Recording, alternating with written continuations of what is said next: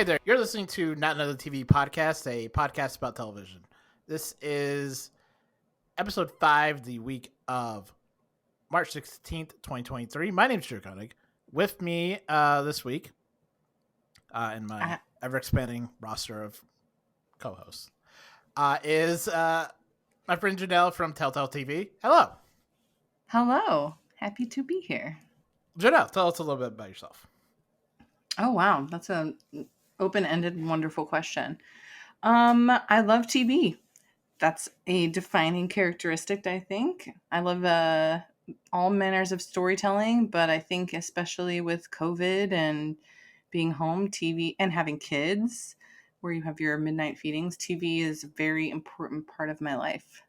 And the other parts are a little bit less light and fluffy. So I rely on TV to carry me through. Nice. Yeah. Excellent. So how's your week been? Oh, Lord.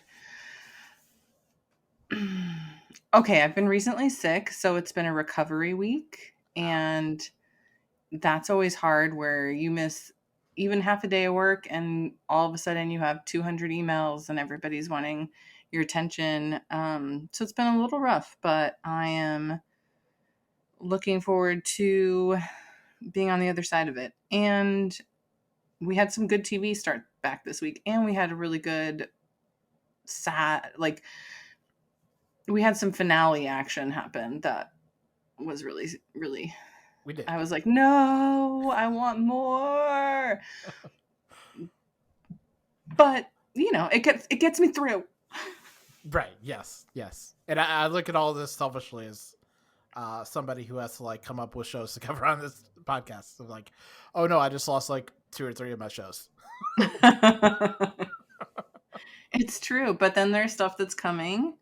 This is true. Yes. This is very true. So, I mean, it's a new era where there's something new. Every month, something is debuting, is having their first episode or is coming back or whatever. So, yeah. So let's jump into some quick news here.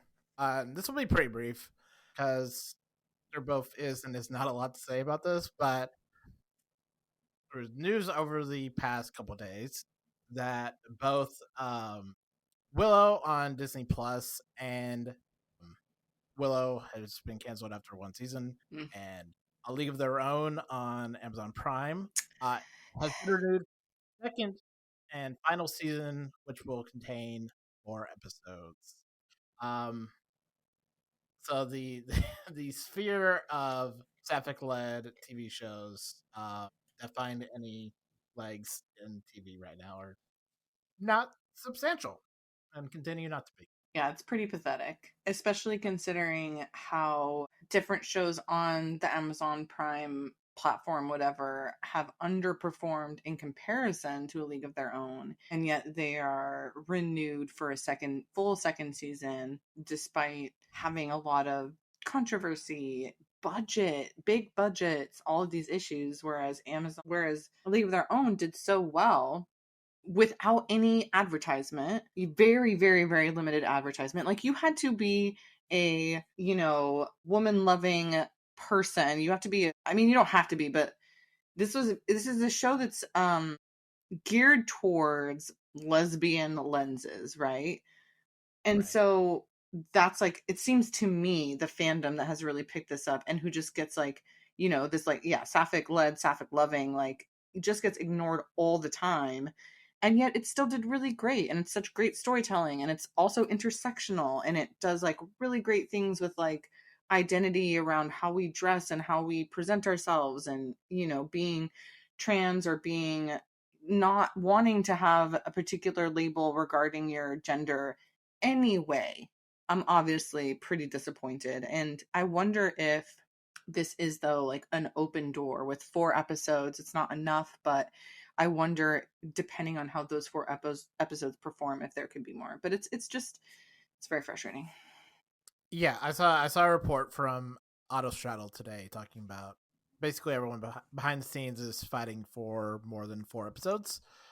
So, of course, we will see how that plays out, whether or not they end up getting 4 episodes or just merely 4 episodes. Mm-hmm. Remains to be seen. It is disappointing, especially after last year, and with how many queer female-led shows were canceled, and especially coming off of the cancellation of Warrior Nun, Netflix, which many people, myself included, are still very sore from. Absolutely. Yeah, it's rough. It's very difficult to be optimistic for LGBT shows, especially ones led by, as I said, sapphic women. Mm-hmm. Motherhood Fort Salem. Mm-hmm. Yes. I wonder. Literally, we could be here all day. We could. Listing the number of. Yeah, we could. Yeah. I'd really like Rebecca Sugar, who does Steven Universe, to like step in and just create their own network. And the creative genius behind Steven Universe and Rebecca Sugar, and the way that I've been to Comic-Con several times. I have never seen people so effusive and deeply like just moved by a show as they came to the microphone and explained as by Steven Universe, which is really interesting because it's a cartoon. Not to belittle cartoons, just like I wouldn't belittle reality television. It's adults, right. Really just so invested and so seen, and so, I mean, it's like literally is, moving to the point of tears. So I feel like Rebecca Sugar would be a great, I don't even know who's the person who's like at the head of a network. I should probably know that, but like, forget Prime, forget all these fucking streaming people. Get Rebecca Sugar at the head of Sugar Enterprises and just give us all the queer TV, please. I mean, people that follow me on Twitter for years will know that like Steven Universe was where I lived and died. Mm-hmm. So okay, so I'm scratching your itch. Yes, absolutely. No, definitely. Rebecca. Yeah. Even mentioning the animated side of it, like we're still coming off of like the Owl House, which was a incredibly important, just important. Yes, which was reportedly or allegedly canceled due to its high emphasis on LGBT representation in that show, which is, like I said, disappointing. It's disappointing at every possible turn. Every time you feel like there's a forward march, the progress, like it always like gets dashed back a little bit. Which a lot bit. Maybe it's just the way it's gonna be, but doesn't mean any of us have to like it. No, I don't. And I'm, like I said, I love TV. So, yes. We're the audience. And we need to be fighting for our future audiences. I have a trans kiddo, and it's so important to be mindful of what we're allowing to be created based on our dollars. And it's not all that, because a lot of these folks don't listen to it's like with women's soccer, like they make money, and you could actually pay our women's US soccer team well, and it would reflect how people want to watch the team, but people don't like believe it.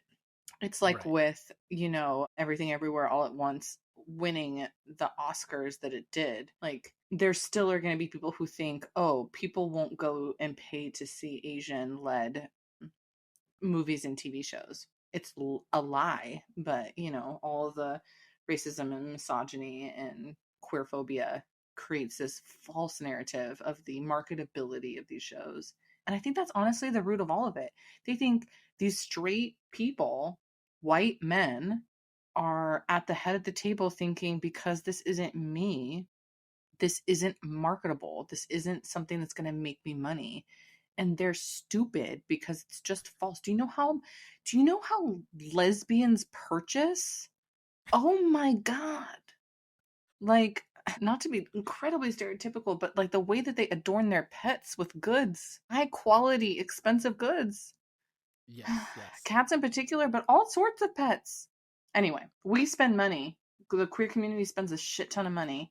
And this is the thing about all the isms, racism and, ableism and all of these things, and transphobia and, you know, all of these things make it so it's irrational. It's against capitalism, honestly, because it erases the actual valuation of goods and services because it assumes that the white, straight supremacy is what people want and will pay more for. But that's a lie because it's based on these lies of racism and transphobia. Like they're literally lies. And so if you're making your financial decisions based upon that, you are losing out on money. These people are losing out on money because of their isms. So it is in their best interest, in their literal pocketbook best interest, to get rid of those fucking isms so they can make some fucking money. Yeah, yeah. No, it's hard for it's not hard, but like if I watch something and I'm like, there's not going to be any queer representation in the show, it's like this is harder for me to watch. You Mm. know, like here's an example. I have a younger sister who's 12 years younger than I am, Mm. and Interesting. every now and then I introduce her to new shows or shows that she should watch. So I sat her down and we watched like the first episode of Lost together, Mm. and I was explaining to her that there are no queer main characters on the show. She was massively disinterested in finishing or continuing watching it because she has grown up. She is 20, and so she has grown up always knowing queer characters on TV. Mm.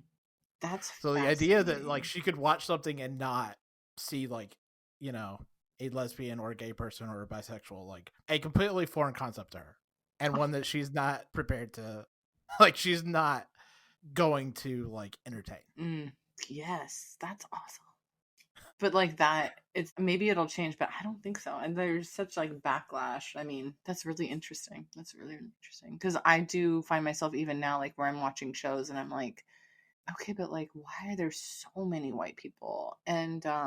Right. And why is the lead the white person? I still am like every time I'm like, this is not their story. Actually, it's this person's. Like you can just kind of tell. I Right. mean, this is not super super recent, but it's recent enough. But like, it's a huge issue I have with the marvelous Mrs. Maisel, where it's like there is representation in that show, but there's some obvious queer characters there, and they don't let them be queer. They don't let them like celebrate that, and they don't make them. Yeah, it's just it's unfortunate the way that it's skirted, and it is. It's distracting as a viewer when you're in a queer community and when you are like watching a show and you're like, oh, that's a queer character. Like you can just tell. You're like, oh yeah, no, that's I recognize this whole situation. Like that is a queer character. And then they're like, no, we're gonna give them this girl a boyfriend. And you're like, no, Right. what? No. Sorry. And you're like looking around like obviously this is like a joke, right? Like this is a queer person. Same thing as like, I mean, I also like, I think that queer characters are like a huge thing, but I really feel like disabled characters played by disabled actors is like the most important thing that we're like all fucking like, it's just not happening. And it really, really should. And it's like, it's Right. to me, it's huge. This is like the huge thing. Like, then kind of like the next thing, not in like a trendy way, but there's disabled people are the largest minority I think that exist. Like there so many of us are disabled and like so many people live with people who are disabled. Like it's and it's not shown on television and it's not shown in the correct way, played by disabled characters or disabled actors rather, written by disabled writers, all these things. Oh my gosh, Drew, this is what happens when you give me a soapbox. You gave me a cracker. It's been so long since I've been on podcasting and I love it so much, and now I could just go on and on, but it matters. It's so important. Not to say we don't have great TV, because we do have some great TV right now, but like quit We do, yeah. canceling the things that you give us that are so amazing. Let's jump to the goat. So the goat is a weekly segment I do every week where myself and a guest, in this case being Janelle, each pick a TV episode or a character, and then we'll go up against each other on a poll on Twitter and TikTok and see which one is the winner. Last week I nominated The Simpsons season 4, episode 17, Last Exit to Springfield, and our Guys from last week, Lizzie nominated Buffy the Vampire Slayer season 1, episode 1 pilot. I ended up winning by a couple of votes. Not a landslide, but still an unexpected win, which I will take. Which means that I get to go first this week in delivering my submission. And I spent the last couple of days doing a mild binge of Not Dead Yet, the Gina Rodriguez series that we will be talking about later in the episode. But it had me thinking about Gina Rodriguez's previous most famous role, Jane Villanueva from Jane the Virgin, which I will now submit for the GOAT. And what makes Jane such a compelling character is that she was formed on this really simple concept, both as a character and as a show, which is that a kind and compassionate person can be an interesting character. And I think it took that idea and really ran with it, saying that somebody like Jane, because there's this idea within television that the kind, good person is boring. And Jane the Virgin kind of bucked that at every turn, saying that no, she can be, kind yet steadfast, religious yet progressive, determined yet not inflexible, like a genuinely good person that you can still derive significant storylines and excellent writing from. And Gina Rodriguez consistently just nailed it. She is excellent. She is able to go from the highs of joy to I never want to see this person cry because it feels like my soul is being ripped from my body. In particular, the episode where, spoilers for a pretty old show at this point. Yeah. But when Michael died, and the episode where Michael dies, and you see Jane just crying onto the ground, destroyed me in a way that I didn't think was possible. So yeah, her performance on that show is great. And kind of couching Jane the Virgin in the telenovela, while also pushing forward a really interesting narrative on the show with her character. I feel like she came at just the right time where we're coming off of and still somewhat in the kind of dry and brooding anti-hero. And then Jane comes along and it's just bubbly and infectious and just a good person, and saying that no, the good person can still have heft. So that's my pick for this week for the GOAT.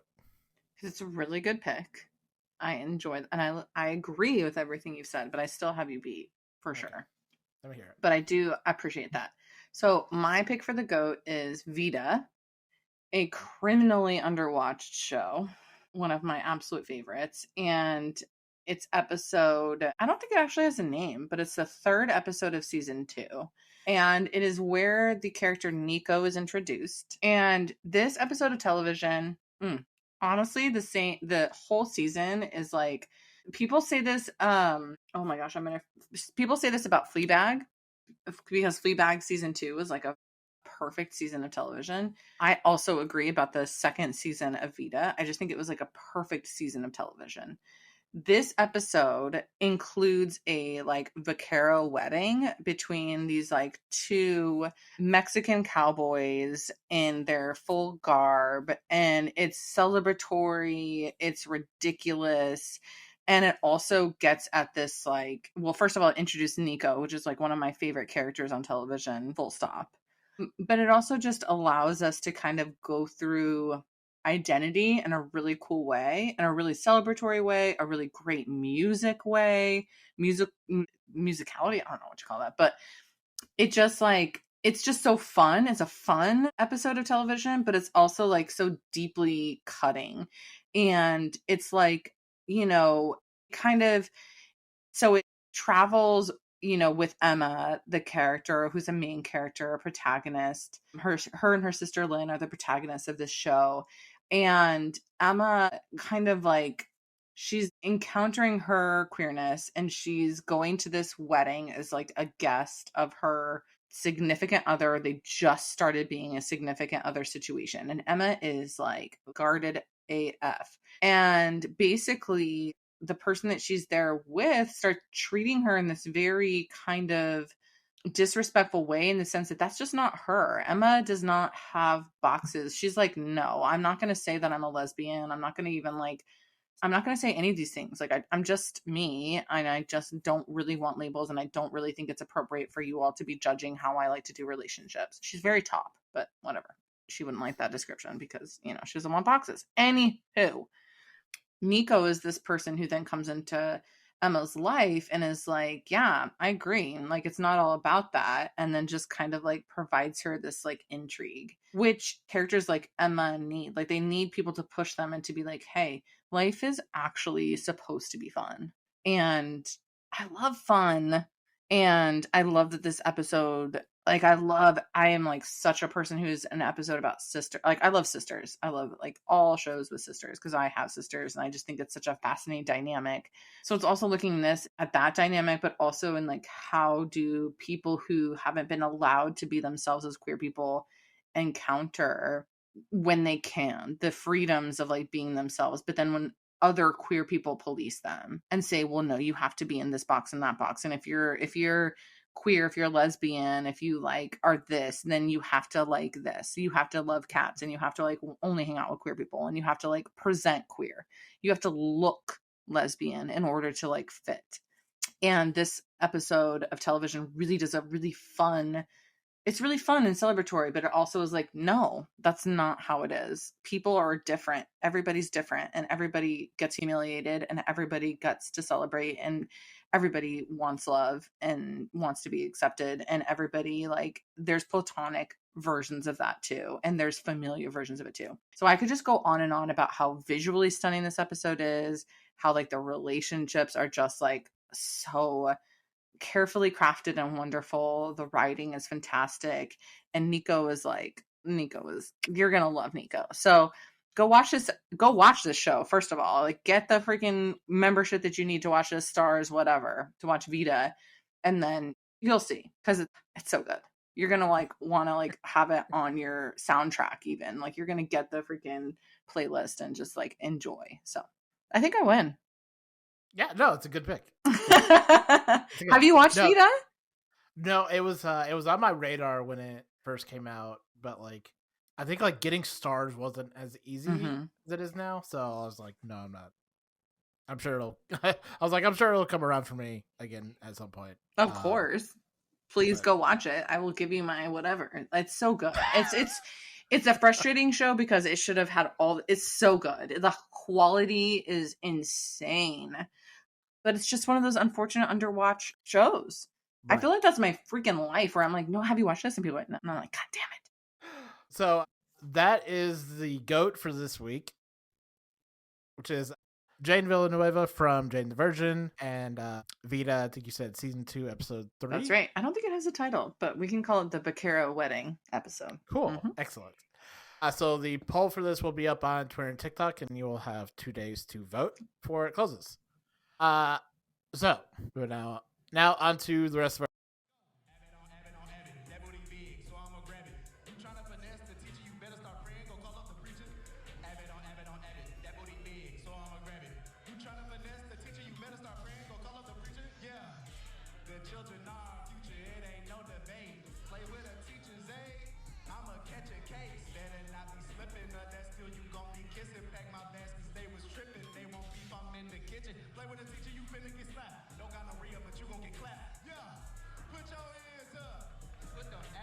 So our first show for this week is Not Dead Yet, which I talked about the first episode when it came out, I believe on episode 2 or 3. And it was pretty favorable, about it. Then on that slide. But I caught up on the last two episodes, episode 6 and episode 7, entitled "Not Out of the Game Yet." So Janelle, tell me your thoughts on this. I actually really liked the turn that the series took on this episode. I think overall, I think that this series, which does star Gina Rodriguez, who is Jane and Jane the Virgin, it's like interesting because she does carry a show well, especially just because her like facial expressions are so expressive and fun and interesting. But it's kind of not about her. It's really, in my view, it's about all these other people that are in her life. And the construct of the series is basically that she starts writing obituaries for this newspaper after having to kind of come back from London with her tail between her legs because her engagement and marriage has fallen apart. And all of a sudden she can see dead people, but only the person that she's writing the obituary for. And she learns all these things from these people, and it's really great. But to me, the heart of the series is her relationships with these other people, and it's kind of the other people. So in this episode, it is her dad, but it's also, her best friend Sam, and it's Lexi. And it's not my absolute favorite of the series, but I do think it does a really good job of getting a little bit more into her. I do think absolute strength of the series is not her. Like, she has to be there. She's so important. But she's kind of the foil, in my opinion. Like, she's the one who reacts to all this stuff, and all these other people are really the richness of the series. Right. And I think that this episode goes a little bit deeper into her, which is really great. And I hope it does it more. But just really love these other actors. I don't know. Maybe that's what it is. I mean, I love Superstore, and Dina from Superstore plays Lexi, Lauren Ash, and I just love her with my whole dang heart. So anything that kind of digs into who she is and gives her layers, yeah. So I really enjoyed it, and I think that it's a good omen for things to come. I hope that this series picks up more steam, picks up more viewership, so that it gets a little bit more like foundation, because it still does kind of feel adrift. Kind of feels like it doesn't have the hardiness to it. Remember Parks and Rec season 1, where it was kind of just like a total mess, and it was like, Right. it didn't have its like thing. It kind of feels like that to me, where it needs its like anchor to really ground it in a relationship. And I think it's going to be the friendships in this one, but it needs to do it. It needs to take a little bit more of like a to really get people to kind of like attach to it like a barnacle. So I did like it. And I love that. I mean, like, father-daughter stuff always is really like lovely. And I think it's cool that we get to see the main character appreciate what it is that she has going at this newspaper. What did you think? Right. So I've had a few weeks to think on it, and two things spring to mind, which is first that Not Dead Yet is kind of like, in a weird way, like the greatest hits of like the lighthearted shows of like the 2010s. So you have like Gina Rodriguez, and then Lauren Ash, as you said, and then like Hannah Simone. So it's just like you're like, between like Jane the Virgin, Superstore, and New Girl. It's like we're just kind of like compiling like That's true. some of like the best parts of the shows to just become like this super cast. And it's like, yeah, it's very enjoyable. The thing that I was frustrated with, like after I watched the first episode, and still kind of rings true, although not as much, is that I don't love like the rules for like the ghosts. So like to compare this to like another show, Ghosts on CBS, I understand really distinctly and explicitly what the rules are in terms of like how you can see the ghost and why. And here it is, it's more magical surrealism, like it's it's almost like the difference I heard of like the difference between like fantasy and surrealism, which is like in surrealism you'll be like, oh, I just saw a a deer in the forest, and fantasy will tell you like explicitly like why and how you saw the deer and like what its like family history and race was like, and it's like that to me feels like the difference between like this and Ghosts. It's like Ghosts is fantasy of like here's all the things and here's all the rules. It's very explicitly laid out, and Not Dead Yet is like she can see ghosts that she does obituaries for. I don't know. Don't think about it. It's true. There's literally no discussion about it. Like, there's no, like, she doesn't really even grapple with it, to be completely honest. Like, she doesn't, right? That's really, really, really good point, because even like, when do the ghosts go away? And in recent episodes that she's like explored a relationship with a ghost where she didn't realize it was a ghost for a really long time. And she's like, oh my gosh, this is my person. And then no, it's a ghost. And yeah, that's a really good point. And it's almost like, it's interesting because that would be more fun to play with. Like, what if they're all in her freaking head? Like, what if they don't exist? And it's just Right. her really trying to grapple with her reality and like what's going on, like, you know, and the way that she writes, the way that people write, you know, and create. But that's not this show. It really doesn't seem like that's this show. And it's the shallowness that worries me, because it's too shallow for that. It doesn't really dig into that so much. Like, they have these plot lines where, you know, for example, we learn that Nell has had a miscarriage, and that was really what happened with her previous relationship, where, you know, she had this miscarriage and it was really devastating to her, but people were telling her, well, her significant other was telling her like, whatever, like, get through it, like, wasn't giving her the emotional support. That is a very hearty and like very deep, very kind of like existential. Like, there's so much to that conflict. And it's not that they gloss over it, because they don't, but they root it in her ability to just like kind of like move on and be able to discuss her life honestly. And that's shallow, not in a bad way, but like that's just a less intense read. And it's not like Ghost is intense. It's definitely not. No. But it's interesting because yeah, they almost kind of are like, whatever, rules schmools, because that's not what matters. What matters here is the friendship, and it matters these surface level kind of like points, these little blips. And it's like every episode does have this like, well, this is the blip where we learn that like Lexi actually isn't that awful. And this is the blip where we learn that like she really is a friend that cares. And this is where we learn that Nell, you know, isn't just like some flake. And this is where we learn that like Nell has a reason for her financial troubles. Like, you know, all of these things are like kind of like little shallow lessons. And that's okay. I don't know. For me, like, that's okay. That's like pretty much most sitcoms have been for like freaking decades. And we've only come to expect more from television, I think, because of like the way that prestige television also gave us comedies, lighthearted comedies in prestige. And Right. so then we need them to be this like level of depth. And I like depth, but I also just enjoy these characters enough that I'm hoping that like keeps on going, and it's kind of fun enough, and there's enough guest characters and like weird shticks that it doesn't matter so much. Right, right. Yeah. And like there's a lot to love in episode 7 of like um just like Lexi doing like performance reviews that like go off the rails, or one of the side characters, Tina, deciding that she's just gonna take as much from the office as she can before she inevitably gets fired from these performance reviews. Or Tina's an all-star.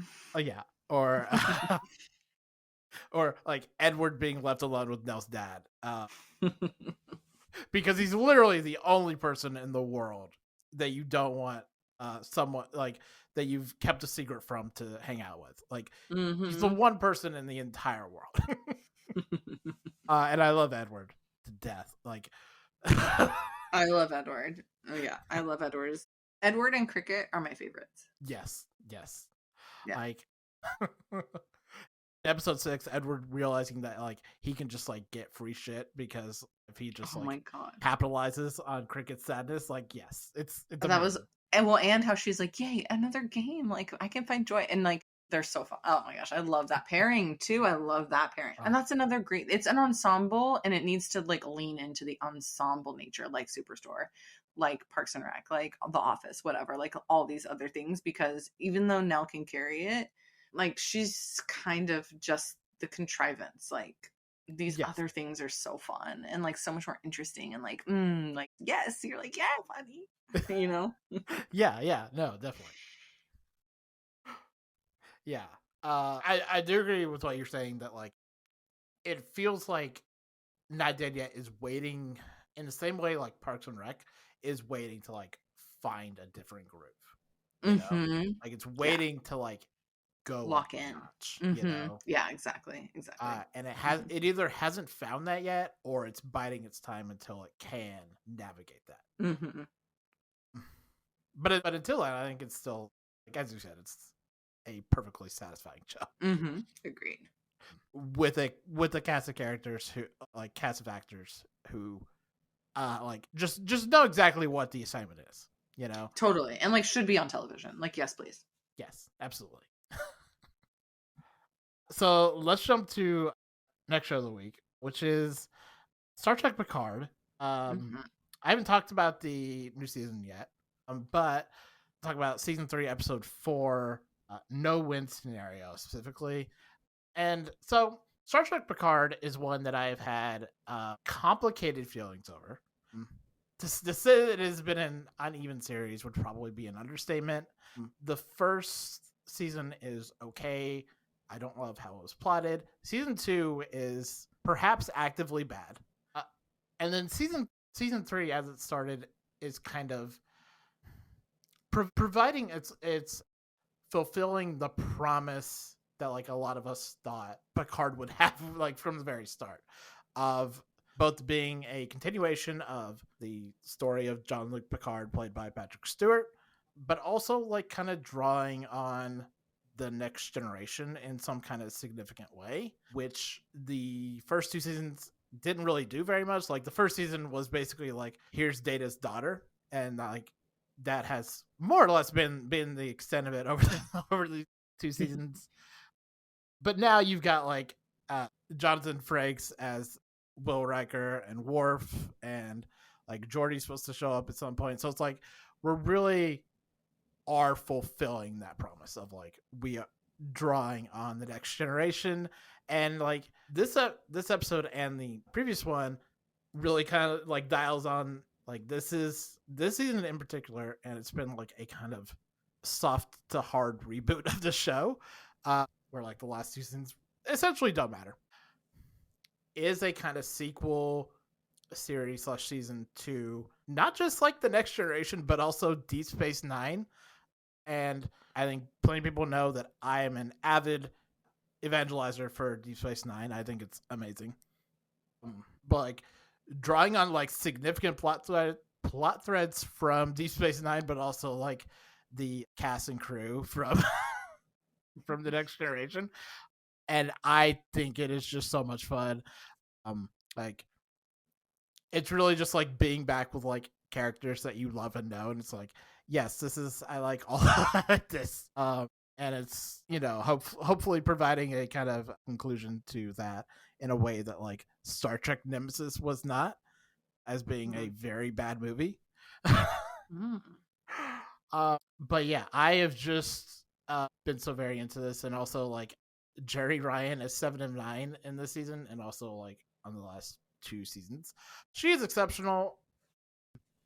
Yeah, it's just I love the season so much, and just like being back in this world, like specifically in like the next generation kind of style. Yeah, I love it. I want more. It's just been a blast. I understand that you do not watch Star Trek Picard, which I can understand, but I don't, but I'm very open to generally shows. I just haven't done the Star Trek thing at all. right. But that doesn't mean that you can't start. I mean, whatever. I don't care about what people, I mean, I have no idea if people say, but I feel like you can just jump into things, and if you like it, you like it. So Yeah, I like hearing an endorsement, so I can think, ooh, I like a wild ride. I like a fun ride. Why not? yes, yeah. I mean, Star Trek accepts people of all styles. There you go. Yeah, no, it's great. It's great. I don't want to belabor this point too much. So let's jump to our next show, which is Ted Lasso, season 3, episode 1. Smells like Mean Spirit. Ugh. I'm so Um, glad this show is back. I yes, needed it after a fairly long hiatus, over a year, so long might even and desperate and lonely. might have been a year and a half actually. Yeah, it's been a really long time. Ted Lasso is back with his third season, uh, and yeah, um, it's enjoyable to be back with Ted Lasso, even though kind of nonplussed by like the premiere. It's good. Like I'm just kind of underwhelmed. I don't know. Oh, really? I don't feel that way, but I respect it. I guess I just like, for me, the show has a magic. It's just magic, and I'm reminded of that magic like every single episode. I'm like, oh yeah, okay. Like I don't know what, I think it's a combination of the writing and the performances, and I'm sure that's like a bunch of other things, but I feel the magic when I see, I see these characters embracing and like creating mascara marks on like the other's blouse, and like there are certain lines that are really relatable, but I just think that I don't know what it is. It's magic. Like just, I can't even remember this character's names, but just like Jamie's general pronunciation of poupe. Yeah, we're surrounded by poupe. Like, oh my God, it is so funny. And like, also like, it's true. We're all surrounded by poupe all the time. And I do want to be reminded of that. And the way that Ted takes the high road, I don't mean like the fact that he takes the high road, the manner in which he takes the high road while still fighting for Rebecca, in my opinion, is like so exactly what I need to survive this world. Like, he is never going to not be himself. Ted Lasso is never going to be anyone other than Ted Lasso. However, it's not like he doesn't exist in a world with other people. He does. He's going to change. He's going to like call his therapist and, interrupt her before she's had a chance to, come with her partner. And he like is going to take down Nate in a way that Nate cannot get, because Nate can never be that way. The way that I love that, the way that I love how Nate reacted to Ted's making fun of his own self, because Nate can't handle that. Nate can't see these criticisms of himself online and do anything but crumple, because it's like not what he wants from the world. But what Ted wants from the world is for the world to be good.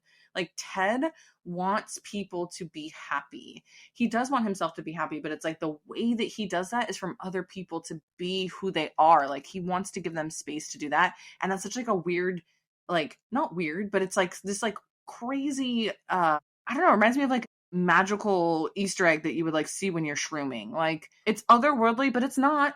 It's of this world, and it's just our brains need some tweaking to see the beauty sometimes. And I feel like Ted Lasso is this character who is crippled by anxiety and self-doubt, and did I want to be with my son, but I also am good at this thing and I see how I impact people, so he wants to do it.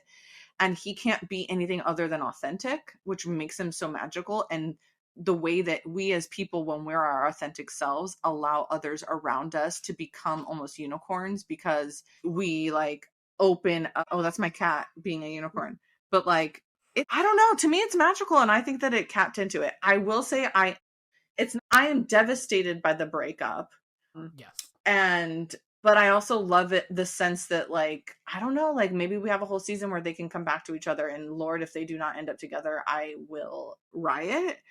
But I loved it. I loved it. And I like the idea of them being an underdog, but like they aren't. They aren't though.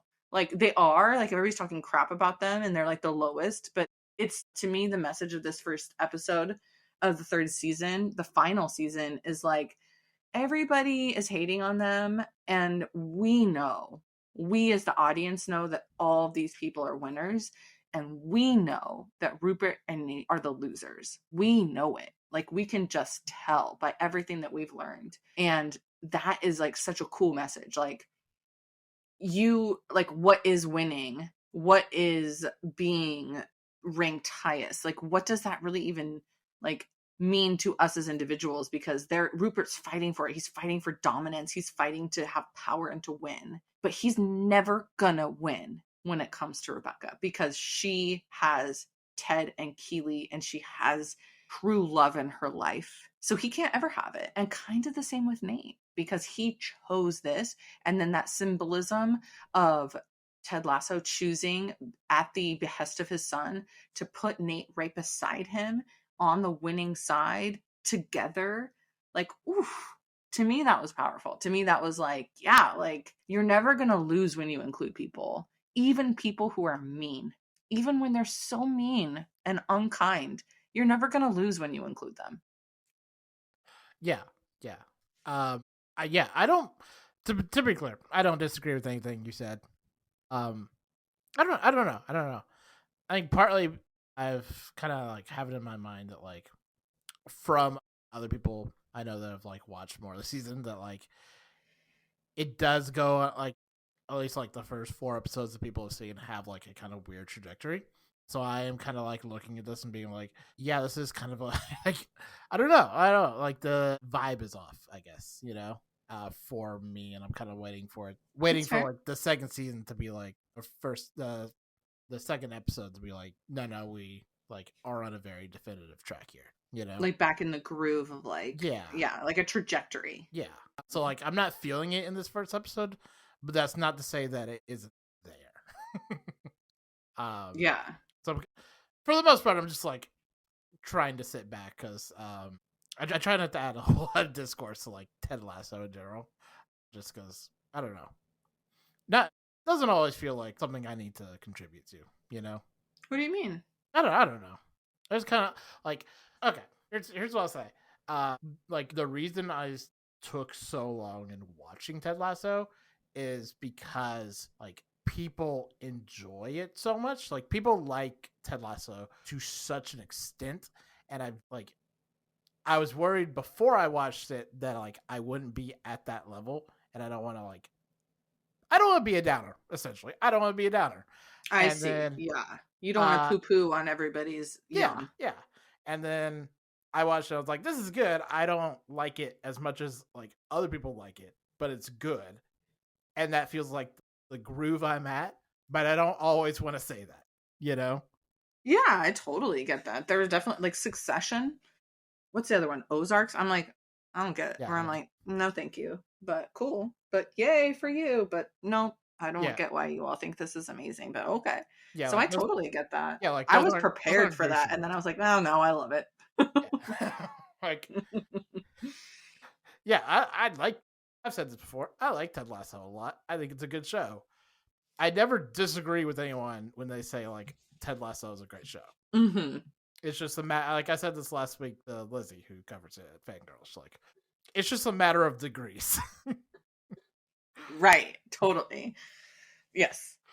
I totally get that because it's rare to find somebody who's meh about Ted Lasso. yeah, and I'm not meh. It's just meh, or like not like a like super like yeah. Like if I did want to add to the discourse, I'd say something like I don't care about Jamie Tartan. I never ever will. But I won't say anything like that because people will get mad at me. Yeah. And that's okay. Of course. I'm okay with that. I mean, listen, it's TV. It's TV. Yeah. Yeah. That's all I have. That's all. But I do love it. I really do. To me, it's a mystery too, because like, how do you make a show that's so simple? The concept is so simple. The characters in and of themselves are really quite simple. I mean, like, it's like Ladybugs and Rudy and like all these like sports shows, right? Like it's a great construct, but it's also like, how?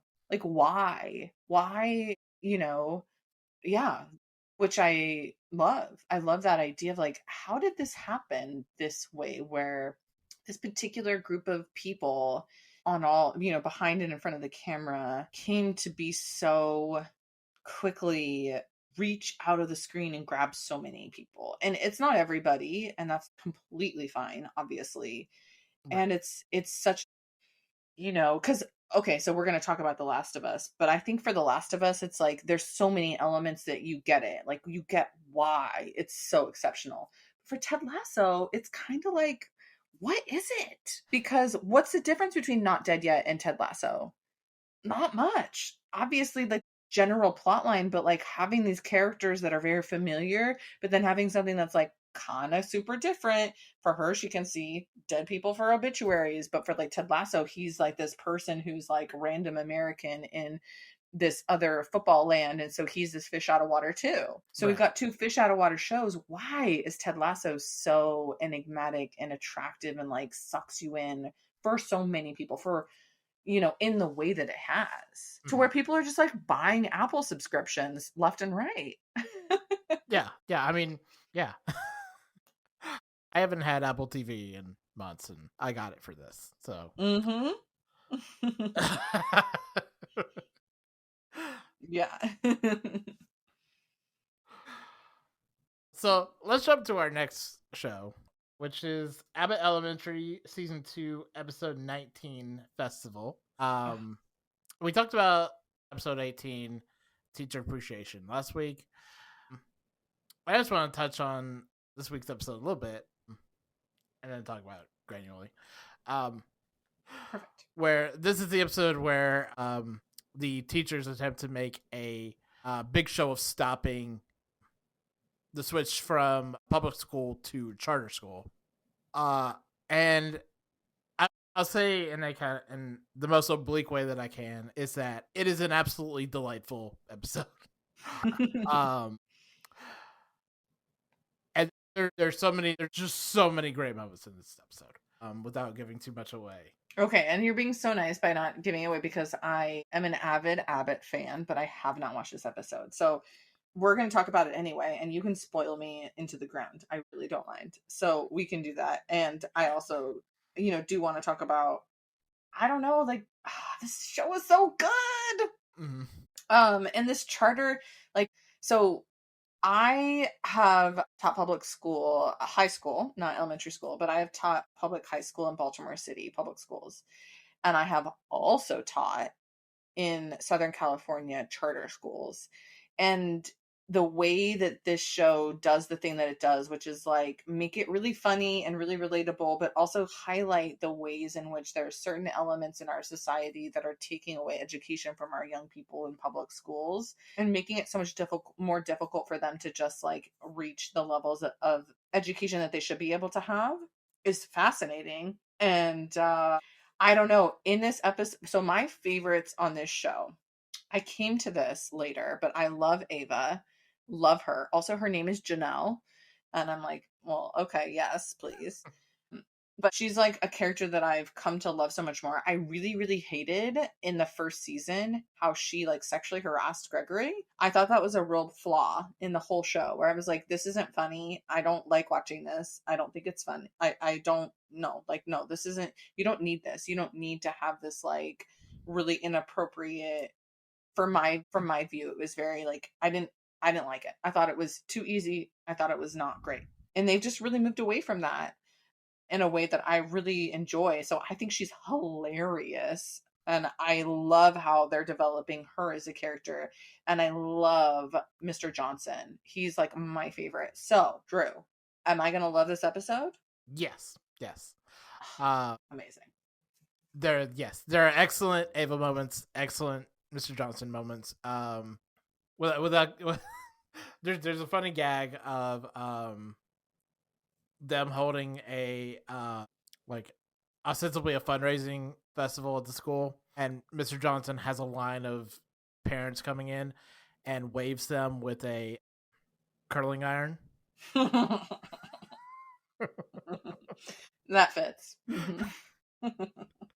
And it's a very funny gag.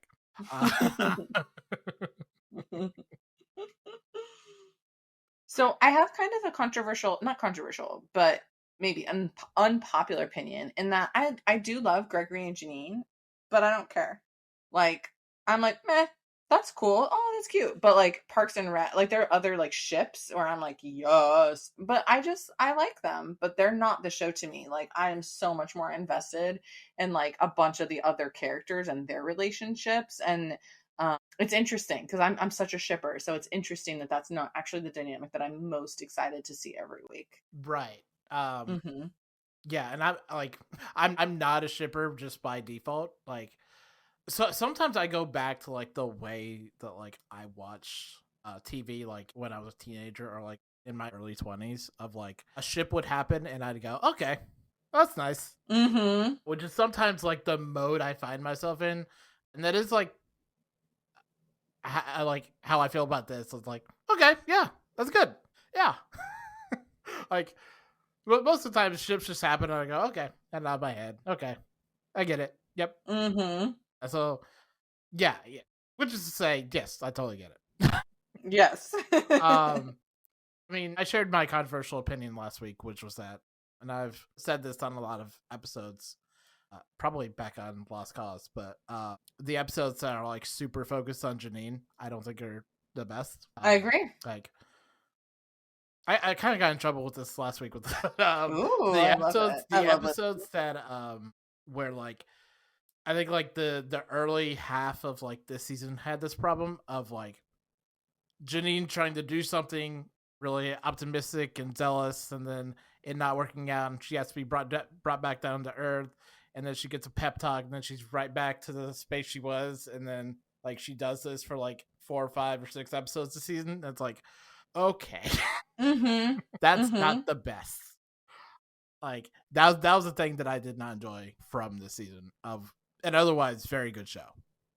I agree. I agree. Actually, I definitely agree. Because, like, yeah, I guess I'm just like, meh. And Yeah, like yeah, I like don't Miss Howard dislike. and Miss Chimenti are where it's at. Yes. And Mr. Johnson, like, and Ava, like, let's be honest, like, those are the characters that I'm like always salivating over, and like, I want more, more, and more. But if we got more, we might be saying the same thing. Like, Janine is a great, kind of like, Janine is actually a good straight man that isn't really that. Like, she isn't just like the whatever, like on The Office, the gym, where she's like totally Mhm. reasonable. Like, she's completely unreasonable and ridiculous a lot of the time, like how she was with her sister last episode. And she is wrong a lot, and she is kind of like this false optimistic, but she's no Leslie Knope. Like, you're not really on her side necessarily, which Right. is interesting, but they should let it. I mean, not like they should do anything, because I think it's a lovely show and they don't need to change a thing. And if they wanted us to enjoy those moments with Jenny Moore, I think they could kind of like lean into her like awfulness a little bit more in the way that we get to with Jacob. Like, we get to really enjoy being like, are you freaking kidding me? Mhm. Yeah. Yeah. Yeah. And like my problem isn't necessarily that I dislike any of those things that Janine does, but it was the repetition of she did it episode after Yeah. episode after Yeah, episode yeah, yeah. after It's the same, episode. same, same. Yeah, yeah, yeah. Good And point. it's just what wash, rinse, repeat, and it's like, okay, I need a different groove, and it found a different groove, which I've been thankful for. Like since it's come back in the new year, it hasn't focused on that as much of Janine trying something like bombastic and then like realizing that she can't do it. Ooh, great word choice. Yeah, Indeed. Hmm. but with this episode, there's a thing that I really like of demonstrating how difficult it is to like get people, especially parents, to like really dial in and care about something. But once you do, the community engagement is really strong. Mm.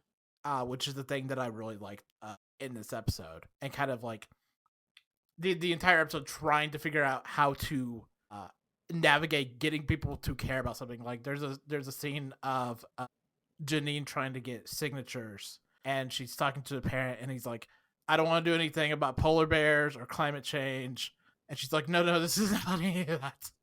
And it does just like illustrate just like how difficult it is to get people to care about something when there's so many things they need to care about. Mm-hmm. Yes. Okay, but I'm worried about the polar bears. Anyway.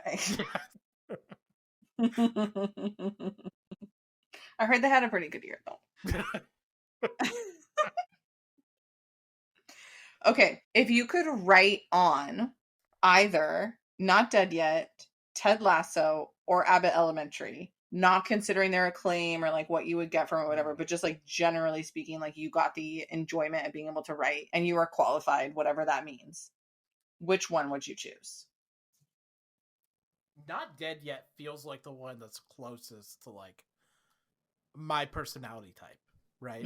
Like it feels like the one that's closest to like my personal like sarcastic nature, like and then like kind of like tangentially journalism, Mm-hmm. you know, Yeah. just Yeah. just doing what we do. Yeah. So yeah, like that's probably the closest. I love that. Yeah. Yeah, and I could give Lauren Ash some real nonsense lines. Oh God, I love her so much. Oh, I could give her some real shit. Oh, she's so good. I mean, this wasn't in the prompt, but the show that I could have written for was Superstore. God, I love Superstore. You would be so good on Superstore. Bring back Superstore. I could have Hashtag. like You're not supposed to hashtag after, but whatever. I started in retail like 11 years ago. I could have, oh yeah. Oh man, I've got some shit. God, that show's so good and so like criminally underrated and under accoladed. Yeah, sometimes I could not watch Superstore because of how like it was too real. Yeah, I get that. Not with Superstore, but like I felt that way actually about one of the seasons of The Wire because I was teaching in Baltimore, Sydney. I was like, nope. No, But then so I don't feel that way about Abbott, even though I'm like, oh yes, this is exactly how it is. Abbott Elementary is a very accurate, at least to my experience, even though I wasn't in elementary. Just like, you know what it is? And I think this is important to note. Abbott Elementary captures the joy of teaching really well. And that is my experience. All the teachers who were there doing it, like teachers get such a bad rap, but in my experience, everybody was there because they wanted to be there and they love their students. right. And Abbott does that really well. They show all the crap and everybody is flawed and everybody's all weird and this, that, and the other. But they want to be there. They like it. They enjoy their work. They want to be educators and they do it in their own ways, including Mr. Johnson, who with his, whatever QAnon crap, but they don't hate their students. And I feel like almost every other show about teachers and education, it's like the teachers hate it and they don't like their students. And that's supposed to be funny to us. And I appreciate Abbott. And I would probably, if I was picking of the three, I would pick Abbott because they express that joy in such a beautiful way that I think all of us who have been in public schools and have gone through education just really appreciate and we recognize because we know that our teachers, a couple of them at least, really loved us and loved being there. Right. Yeah. I find Abbott less relatable because I think I've said this either here on Lost Cause that the elementary school that I went to more strongly resembles the charter schools than Abbott. Like I went to what could by any reasonable person be described as a very rich elementary school in like one of the richest neighborhoods. And I was like, yeah. It was like every year we had a winter bake sale. For what? What funding was not being met at my elementary school? I will never know. So yeah, like that's always weird because like I have no like understanding of an elementary school that's like not at like the top of its game, Yeah. So like that's just like it's almost like looking into like an alien world for me, just like because that's not my elementary school experience, right? In any way, shape, or form. Yeah, so you can't relate, which totally makes sense. Yeah, but Superstore, that's your aisle. That's your aisle. That's my shit. That's my shit. Yeah, I mean I'm part of a union, so it's not exactly, but God, they need to be unionized. Oh. I'm glad you're unionized. That's good. Are you still currently in a union? Yes. Oh, that's rad. I'm so glad. That's awesome. Yes, I've been. I mean, the union sucks, but I would rather be in a union than not be in a union. Mm-hmm. Absolutely. And I say this constantly to people. Our union contracts may be worse each and every year, but I would rather have a watchdog than not have a watchdog. Yes. Even if said watchdog has no teeth and is old and like can't bark, it's still better than no watchdog. Yes. Like, I absolutely. agree. Absolutely. Just a bark. Yeah. Just a watchdog that barks or pees on things. I don't know. Yeah.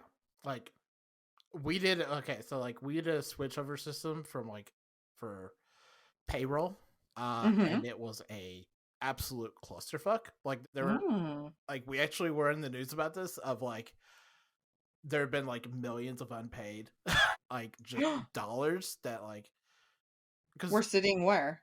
just, Sorry. like, just not being paid, because we're a big grocery chain. Uh-huh. Like, we're a massive grocery chain. Uh-huh. Like, we're one of the biggest in the country. Uh-huh. And we have, like, so many, like, if you go to, like, Facebook, you go to, like, our Facebook groups in, like, different divisions, it's just littered with, like, employees saying, like, they haven't been paid, or, like, they haven't been paid, like, the full amount that they should have been paid for the Oh, hours they that's were working. scary.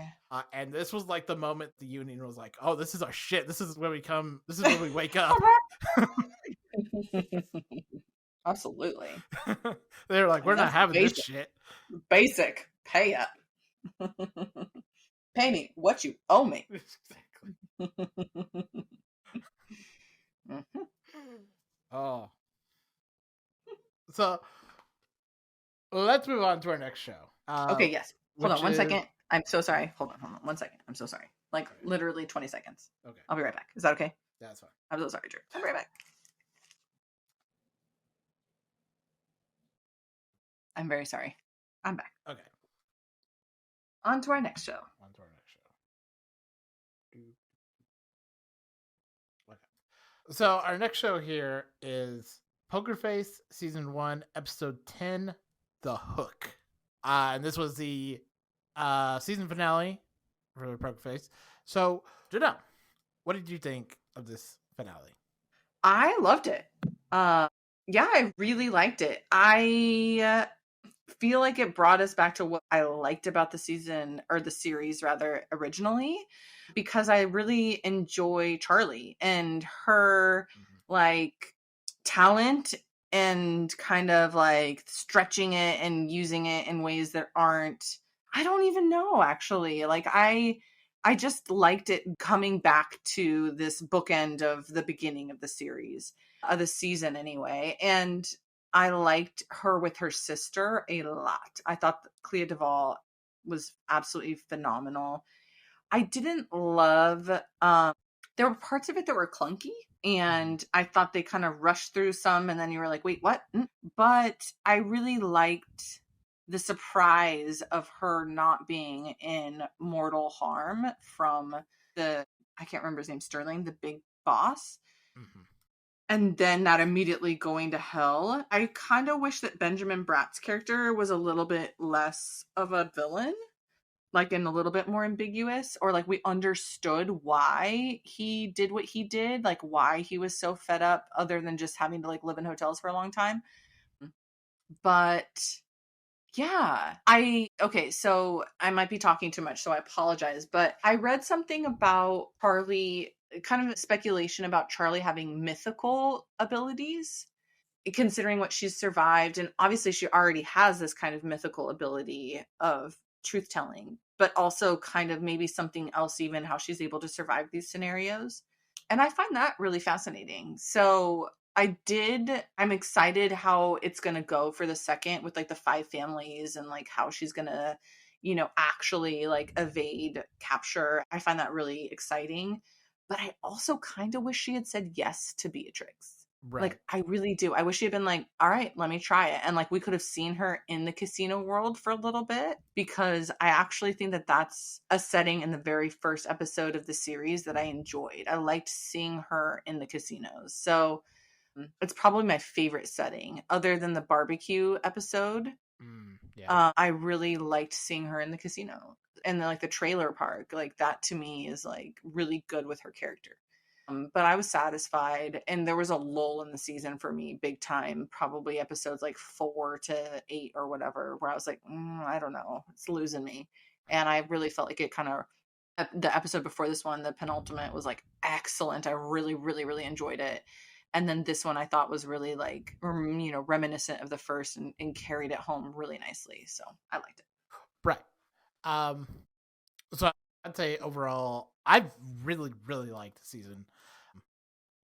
I think it's had like a severely like episodic format that I've really appreciated.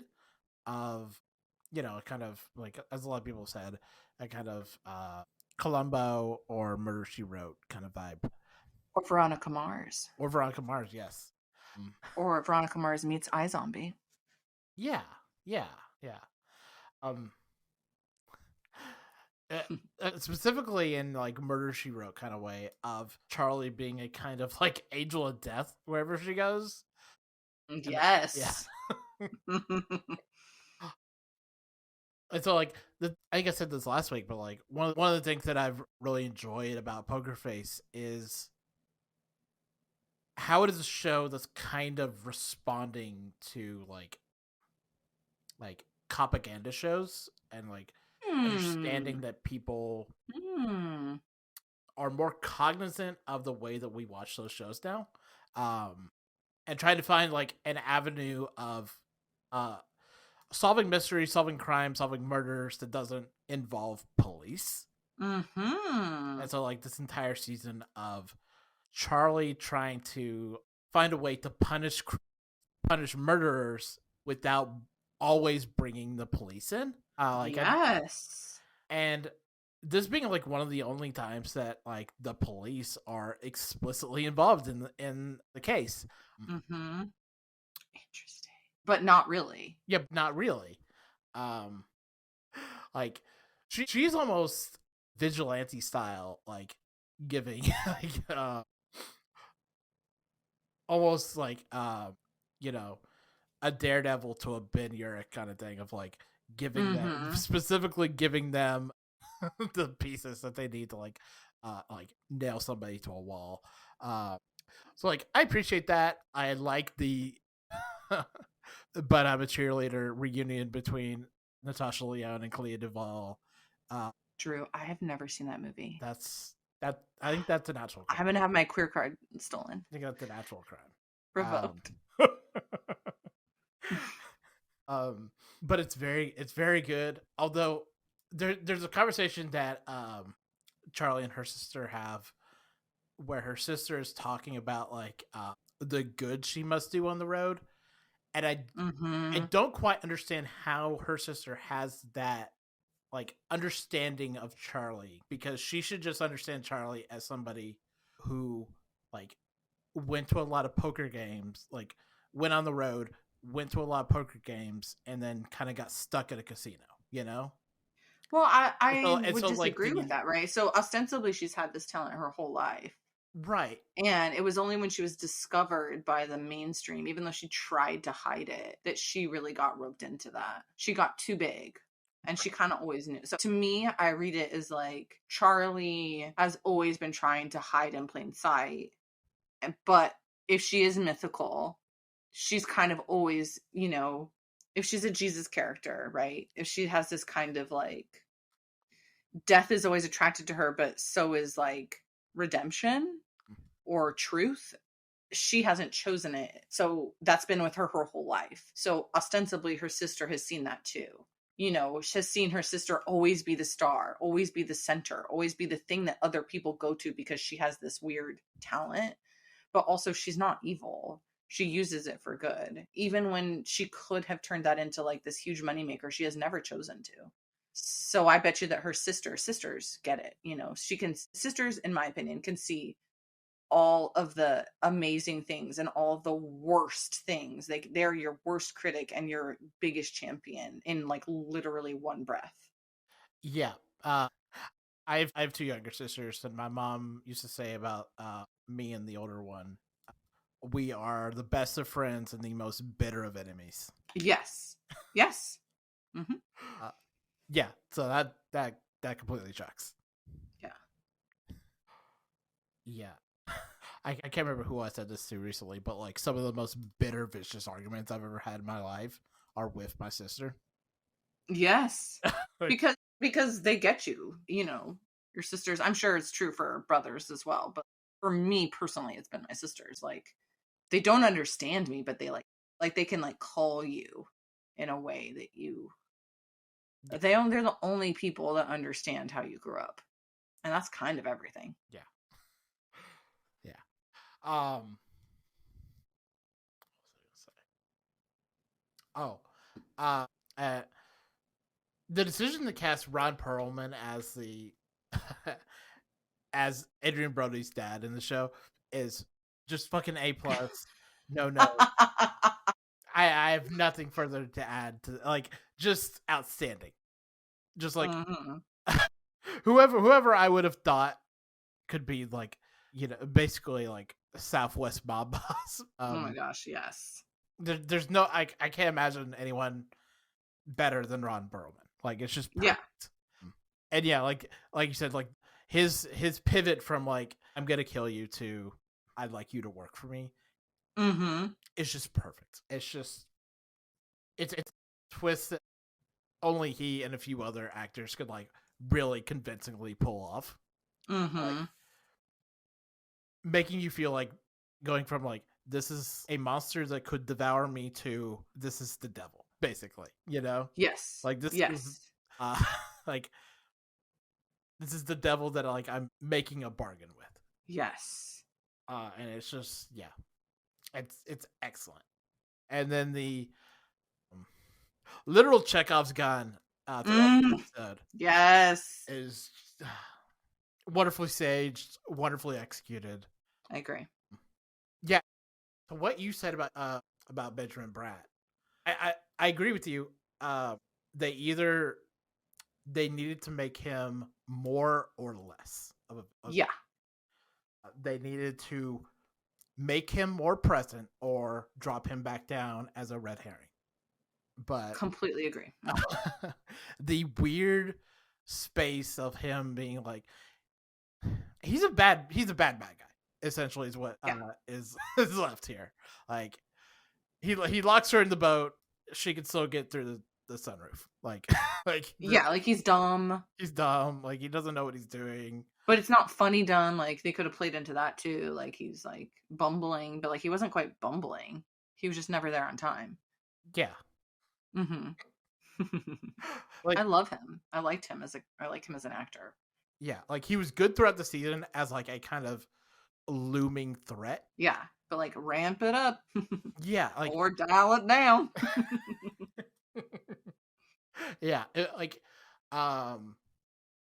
the way I think of it is like kind of like the Fugitive, the TV series that the movie was based on, of and the kind of Incredible Hulk way of going from town to town and then you're being chased by like something, and that like FBI agents and like or like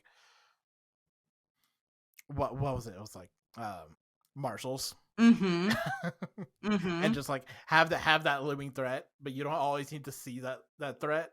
Yeah. Like that is what made Benjamin Bratt so effective throughout the season, because like we just knew he was there and he could show up if like she used her credit cards or phone or something. Yeah. Made the running legitimate. Yes. But we wanted more than that. Yeah. But yeah, like overall, I have loved this season. It's just been fantastic. I think I said this of like, this feels like Rian Johnson saw everyone like fan casting Natasha Lyonne as Columbo, and he just went, I can just make that show. I don't need to make Columbo. I can just make a show with a superpower. No big deal. Yeah. Which is kind of his shtick, actually. Like this like random thing that's like not really a superpower because the person doesn't see it like that, but it is kind of the bullshit detector thing is a thing for him. Yeah. Yeah, if you've seen some of his like early movies like Brothers Bloom or well, one of the first ones he did with like Joseph Gordon-Levitt, like entirely in his wheelhouse. Entirely completely in his wheelhouse. Love oh my gosh, Joseph Gordon-Levitt. I mean, the casting on this, gosh, the whole series was so good. I loved it. It's so good. Yeah, I'm looking forward to next season and seeing more of these characters. And I was bummed that Dasha, I think is her name, from the very first episode was like gone so quickly. But yeah, I loved everybody. I hope to see more Clea and and just more Charlie. Yep. Yep. I kind of wanted the dog to stick around, but that's okay. That's Yeah, nah. So let's move on to our last show of the week, which is The Last of Us, season 1, episode 9. Look for the light. Mm. Yeah. So like, I never played The Last of Us, but this feels Me either.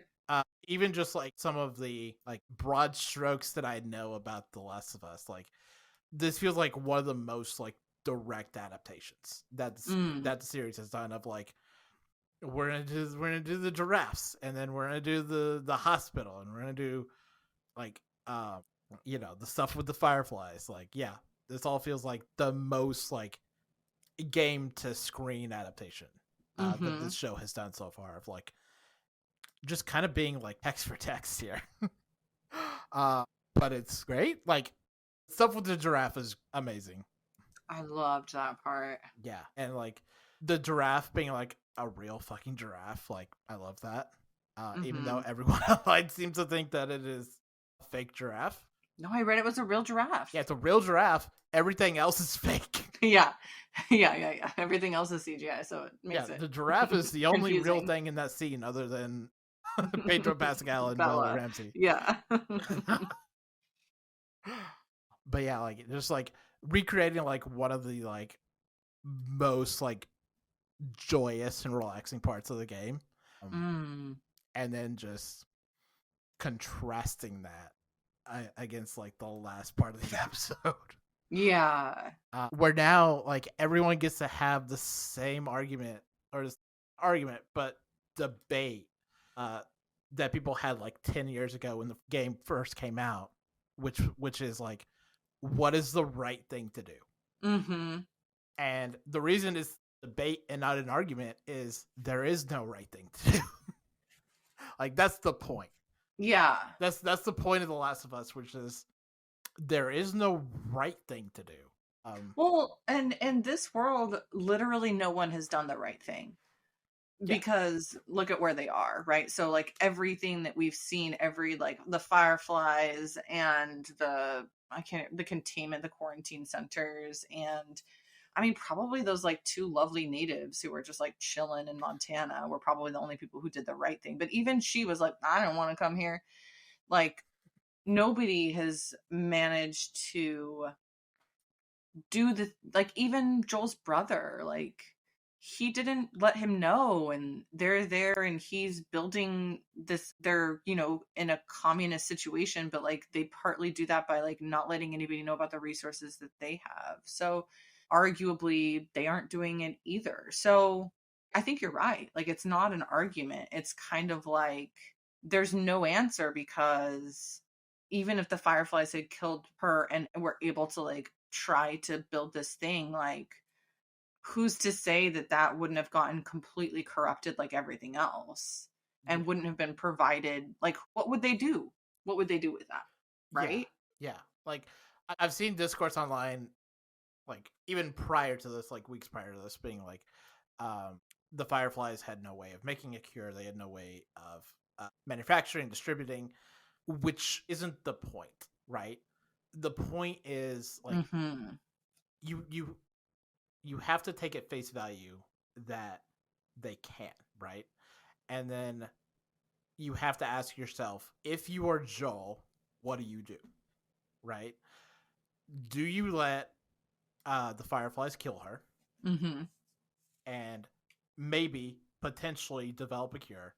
And in this episode, I don't know if it's this way in the game, but like the science of this is very, we could, with the with a very severe asterisk and a question mark, and like maybe we can.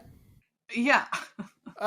We're pretty confident we can, but you have to take that at like face value and then say like, what would you do in that situation? You weigh the, like, because that's the choice that the game gives you, that you're now being given in the show, is, do you go with the save world? The girl, save everyone? Yeah, do you go with the world? Do you save the girl? Do you save a surrogate daughter? When you've already lost one daughter, are you willing to lose another? Is the question that's being asked. Right, there's but that's not the never. question that's being asked of Joel, because he's not thinking like that. He's like, I mean, it's this relation, like it's revealed in his conversation with Tommy, where he's like, listen, like I have failed everything in my life. And why is he alive? That's the question.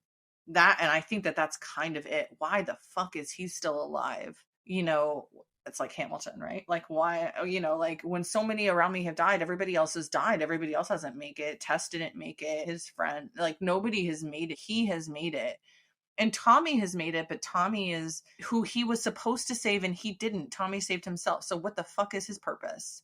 Mhm. That's the only question. Why am I here? What is the point of when I keep on failing to do the one thing that I was supposed to do, which is to save my daughter? And I couldn't do that, and now I haven't been able to save Tess, and now I wasn't able to like save Tommy. Tommy didn't even need me, and now I've killed all these people and I've done all of these horrible things for freaking what? Now, why am I here? Finally, he has his answer. And it's just Ellie. And it's not saving the world. That's never been his thing in the first place.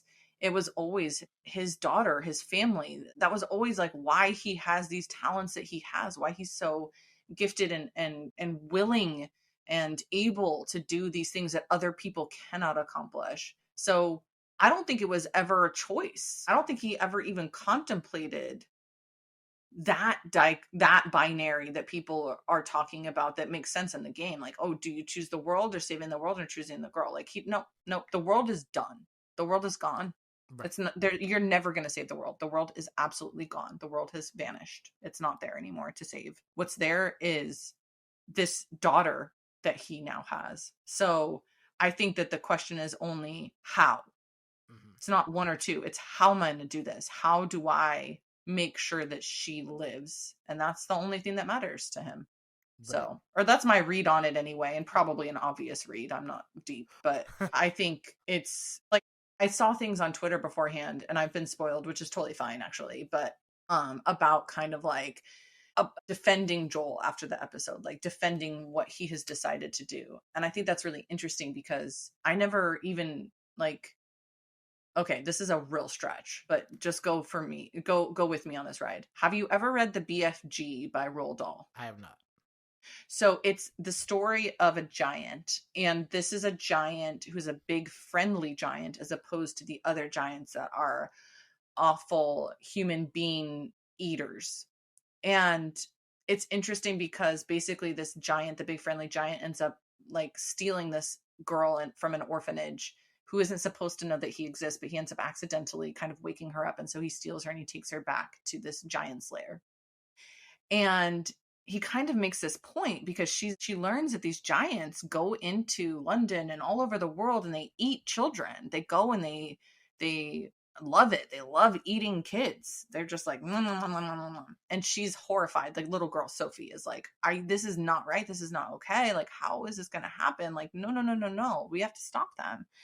And the big friendly giant who does not eat human beings is like, well, look, you might have the wrong idea. Human beings are the only species out there who eat each other, who kill each other. They murder each other.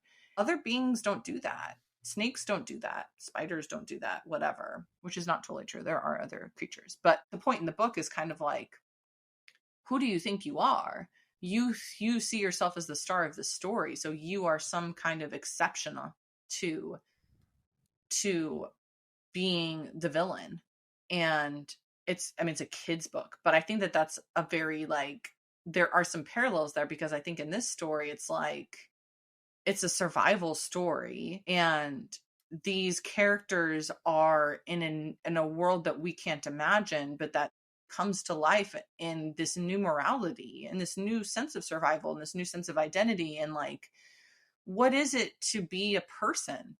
Like literally what is it to be a person, because there's a bunch of us running around that have mushrooms in our heads. Right. But what does it mean to carry on humanity, and what is survival other than making sure that the people that the children that you need to protect in order to maintain life on the planet are protected. So you know, in some ways that's like the most human survival thing you can do, more than like trying to orchestrate some large scale plan to save humanity, you know.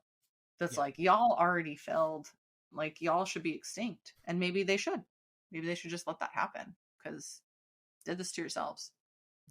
That's very dark, but it's a lovely episode. Not my favorite actually, but I just love these characters so much. But I kind of thought it ended clunky. Like the pacing was off for me, weirdly. What did you think? Yeah, I think this is like, to go back to what I was saying at the beginning, like this is the way that like it's so strongly adapting that like it feels like it has to like hit these beats, and beats are maybe less clumsy in the game than they are here, where it's like, Interesting. yeah, where there's ideally there'd be more time to deal with like Ellie's trauma from almost getting like assaulted by a pedophile, and like Yeah. like killing a man, and then like finding a way to work through that. But like Giraffe serves as like a kind of catch all for like her trauma. You know, like they kind of surviving against the odds and just kind of being, yeah, almost like an absolving where it doesn't belong. you know. Oh yeah. In childhood, just like that, like glee of like, life is silly and life is fun and life is about eating trees. Yeah. You know? Yeah. But it has to, like, I mean, by nature of this being like the end of like the end of the season for some reason, it has to like jump into the big crux of like what The Last of Us is. You know, like this is the thing. Like this is the thing of like why you make The Last of Us, of doing this moral dilemma at the end of the episode. Yeah. And so like there's not really room to do anything else, and like it's kind of like there's not truly another way to go about it. It just has to be clunky because like they feel like, I mean, especially because the people behind this series were some of the same people who made the video game. So they feel like they have to directly do it this way. Essentially. Yeah. You know? They want to be really, yeah. Accurate isn't the word, but they want to be faithful. Yeah, because I think they've taken liberties throughout the season of taking off ramps as they've seen necessary, and they have taken plenty of those. But I feel like in this area, they felt like they had to stick to a Bible. Interesting. I actually think that's a little bit of a disservice. A little bit. Right. Yeah, because I just don't think it, like, I just don't think on the way that we've come to know these characters, I don't think it had the bang. Like, I wasn't like, oh my God, what's he gonna do? Or like, I wasn't at all like torn. I wasn't like, oh no, he definitely should, like, oh, this is like, oh gosh, like what should happen here? It would have been more interesting if Ellie had been like, look, like if they had had a conversation beforehand and she had expressed the opposite. If what he was doing was against her expressed wishes, that would have been interesting. Right. You know, and then for him to like take on this father role almost, and if she was pissed, if she was like, look, like, you know, and I could see it go 20,000 ways, but being like, this is the way that I redeem myself for what I had to do to Riley. Like, this is what I'm meant for. I'm supposed to, like, why else am I here? What else am I going to do that's more important than this, or whatever? Right. You can hear it, like you can imagine it, but that didn't happen. And I don't know, maybe that's intentional and maybe that's going to be a beautiful thing, that kind of like soupiness of like, because I do think that Ellie and Joel are the same person. Like, I think that they are each other in different bodies, basically. And so I think that for both of them, their survival, like, I think that they're just so similar. They've had to do so many things to survive, but they also like are like still there for a reason. And they're like, why am I here? And I kind of think it's weird because it's almost like for each other, but they're the same person. They're looking in a mirror. And I think that's actually it. Like, they're there to save themselves by saving the other. Yeah. And I don't think that the finale necessarily really showcased any of that really cool drama. No, but that's just me. It's almost a weird thing of like pop culture, like consciousness of like, I feel like most people who know about The Last of Us, even like tangentially, know like what the decision that Joel ultimately makes here. Mm-hmm. And so it feels like a foregone conclusion. Like when you're watching this, you're like, and like he's standing there in the stairwell. You're like, well, he's going to, because like this is how it happens. Like we know this is how it happens. Right. Yeah. So like, yeah, it makes it like a weird thing for like what they will do in the second season, given like I'm so excited what happens in The Last of Us Part 2. Okay, so do you know, because I just haven't looked this up or asked anybody, but is that how the first part of The Last of Us video game ends? Yes, as I understand it. Oh, okay. So they, like, generally speaking, people think, okay, well then season 2 is going to be part 2 Yeah. of the video game. Yeah, like Like, this it's going to is track. the end of the first game. Interesting. Yeah, so like where they take where they take the the second season, I think is going to be very interesting to say the least. I don't know how much everyone knows about how part 2 goes down, but I don't know that much, but like I know certain characters and people are like, okay, so this reminds me of when I was, well, this is obviously very, very many years ago, but I didn't know about Twilight. Like I had never read the books, I didn't know it existed, and I accidentally stumbled into it on opening night. And I was with like a bunch of preteens, and I was like, because I'm like, oh, I like vampire movies, cool. So I like go in, and it is one of the most bizarre things. It was scary, not because the movie was scary, but because all of the people in the theater were saying the lines along with the characters. It was wild. And then like there's an scene in the first movie where like characters that we don't know yet like walk across the screen, but they don't have lines.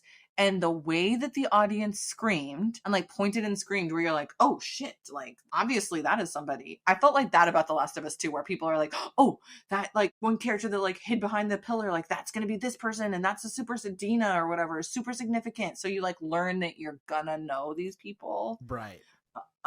Just by how people react to the different characters on this season. But I don't know the like generally. I think that there's a time jump, but I don't know. So I'm okay with that, not knowing, but I would be okay with knowing too. But I hope that it has the same structure in the sense that there are bottle episodes and there are well, I thought it was an excellent. Oh my god, I think it's amazing. I just think that this show is so fantastic. Yeah. And the finale was not my favorite by far, but these characters are my favorite. Mm. Yeah. Are you going to play the video game now? I don't think so. Probably not. Yeah. I do think it's interesting that like there is a very significant character from the second game that they could have mentioned here who has ties. Oh, really? In this episode, that they actively like that they could have mentioned but don't. I will say. Interesting. I think there is a universe where they could have made a mention and somewhat set that character up, but do not, which I find very interesting. Oh, I'm intrigued. Yeah, because this, I'm sure a lot of people listening like know who I'm talking about, but this I'm sure, and I'm in the dark, and I love it. This is the character that I think people are going to have like a very intense reaction to next season. So it's both makes me very interested and very nervous. Oh boy. Yeah. Is it the giraffe? It is. You know, it is the giraffe. Yeah. It is the giraffe. It's quite the tongue. Yeah. And yeah, it's a big twist. Giraffe kills everyone. You know, there's a giraffe at the zoo, somewhat locally here in Santa Barbara, that has like a crooked neck. Ooh. It's like, yeah, like, so it looks like it's like snapped, but it's perfectly fine. Isn't that interesting? That is interesting. Yeah. We just have a hippo here. Oh, hippos are amazing. So cute, so deadly. Our hippo is a local celebrity. As God intended. Yeah, in Cincinnati, it's Fiona the hippo. I like it. I like Fiona Apple, so you know, Fiona Hip Apple. I don't know. I'm sorry. Yep. I think we can wrap it up here. Yeah. It's time. It's time. See, you thought we weren't going to talk a lot. So that is it for this week. Until our next episode, you can follow me on Twitter at the Drew Koenig, and I'm on TikTok at Drew_Koenig. Janelle, where can we find you online? Yes. I'm on Twitter at Schools Outlaw, and you can go and vote for my selection for GOAT at Not Another TV Pod, because Vida season 2 episode 3 is the winner. And you can follow the podcast at Not Another TV Pod on Twitter and TikTok. And you can email us at notanothertvpodcast@gmail.com with any thoughts, comments, questions, GOAT submissions, or show recommendations that you have you would like me to spotlight on a show at some point. You can listen to more of the podcast on Apple, Google, Stitcher, iHeartRadio, Spotify. Let me know if there is anywhere that is not up that you would like, your preferred pod catching devices. Let me know. I'll work to adding that. Until next time, I'll see you all around. Bye. Nice. Yay. Excellent. Yay. Well, thanks so much for having me come play with you. And you're welcome. There's just so much good TV. Yes. I gotta go watch Survivor, so.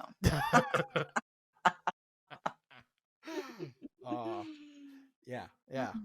Let me know if you want to be on again sometime. Okay. Because I have, slots. Openings for the coming future. Wonderful. Yes, I'm gonna go watch Abbott.